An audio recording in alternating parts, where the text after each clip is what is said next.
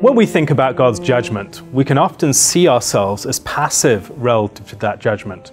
God calls us into his presence and he declares judgment upon our persons and our works.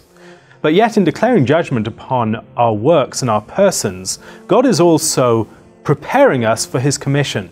God gives us a standard by which we are assessed, but he also gives us a standard by which we can assess.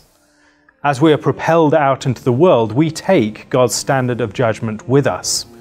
We are those who will have to make a myriad judgments during our week. Our work is a matter of forming judgments. Family life is a matter of forming judgments. Anyone who's had children is propelled into the task of creating a just society. Anyone who runs a business experiences that too. Anyone who has to do dealings with other people will have to think about questions of justice and judgment. And God, in calling us before his presence, is preparing us for that.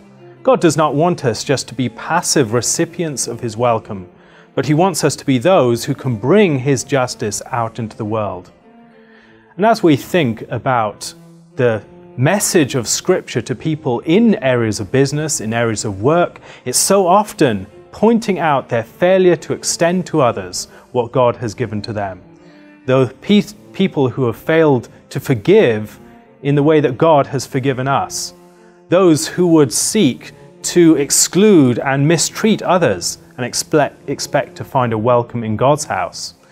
When we think about our work and God's work, the two are connected. God's standard is the standard by which we must act. It's the standard that must flow out of the life of the church and its liturgy and fill the whole world, giving life to areas that are desert and bringing healing to the nations.